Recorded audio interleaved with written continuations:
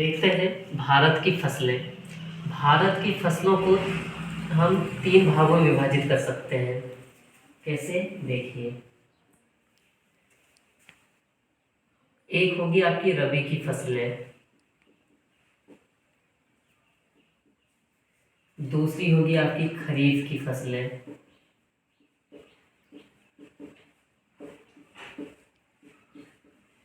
तीसरी होगी आपकी जायद फसलें। अब रबी की फसलें, रबी की फसल कब बोई जाती है? ये शीतकालीन होती है। ठीक है, ये शीतकालीन होती है। खरीफ की फसलें होती हैं। ठीक, अब रबी की फसल कब बोई जाती है देखिए, और खरीफ की फसलें। अब इसमें आपका या तो ऑब्जेक्टिव टाइप में क्वेश्चन आएगा कि रबी की फसलें कब बोई जाती हैं, रबी की फसल निम्नलिखित में से रबी की फसलें कौन सी हैं, फिर खरीफ की फसलें कौन सी हैं, जायद फसलें क्या होती हैं। ठीक, तो रबी की फसल जो होती है की फसलें कब बोई जाती है आपकी? शीतकालीन है तो कब बोएंगे बताओ? अक्टूबर नवंबर में बोते हैं। अक्टूबर नवंबर। काटी कब जाती है? फरवरी से मार्च। ठीक है, अब देखिए खरीफ की फसलें कब बोई जाती हैं? खरीफ की फसलें कब? जून जुलाई में। और काटी कब जाती है? अक्टूबर में।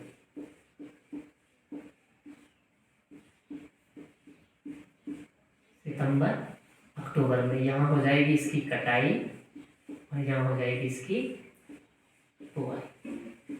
अब जायद फसलें का ग्रीष्मकालीन में,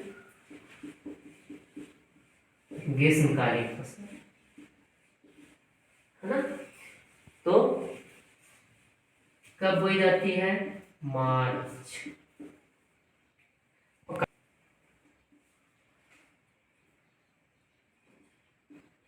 जून।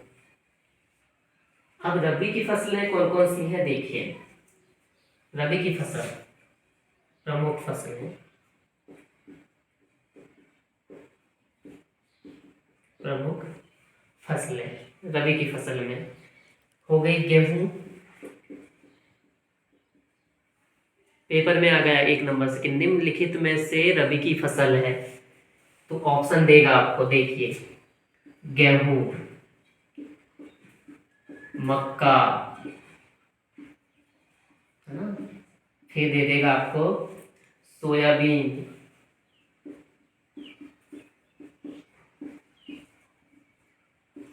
या इनमें से कोई नहीं।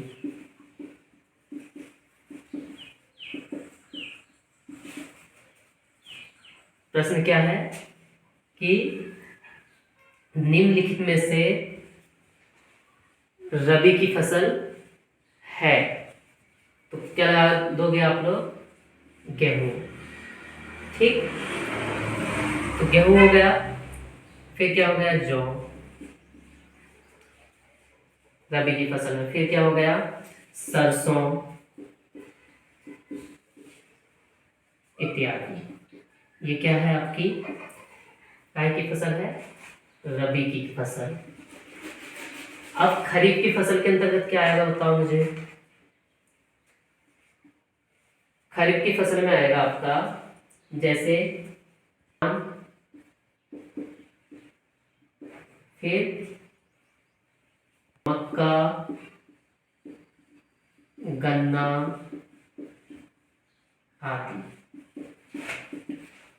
अब मुझे बताइए, यहाँ से आपका आपका अंतर भी बन सकता है। कैसे? रबी की फसल और खरीफ की फसल में अंतर बताइए, तो आप कैसे लिख दोगे? यह शीतकालीन फसल है, यह मानसूनी फसल है। यह अक्टूबर और नवंबर के बीच में बोई जाती है, और यह जून और जुलाई के बीच में बोई जाती है। इसकी कटाई फरवरी से मार्च के बीच में, और इसकी सितंबर से अक्टूबर में। इसकी प्रमुख फसलें बता देंगे आप। अब चूंकि ये 4 नंबर का क्वेश्चन आने वाला, तो 4 नंबर के क्वेश्चन में आप इतना कर सकते हैं। अब देखिए, आप लोगों से इससे संबंधित और क्या, अब एक चीज और देख लें, जायद फसलें कौन कौन सी, जैसे तरबूज हो गया, तरबूज, खरबूज इत्यादि। अब मैं ज्यादा डिटेल में नहीं पढ़ाते हुए आपको कुछ चीजें बता दे रहा हूं। जैसे एग्जाम में आ गया कि निम्नलिखित में से नकदी फसलें, तो नकदी फसलें कौन कौन सी होती हैं देखिए। नकदी फसलें या व्यापारिक फसलें, तो नकदी फसलें में क्या आ जाएगा, गन्ना, चाय, कॉफी इत्यादि।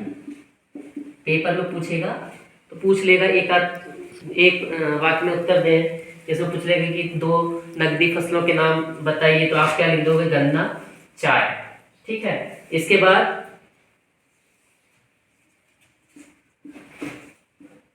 पेय फसल, मतलब एक आपका हो जाएगा कॉफी, एक हो जाएगा आपका चाय।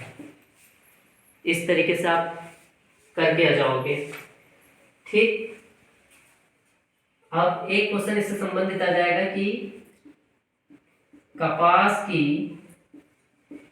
खेती के लिए उपयुक्त मिट्टी,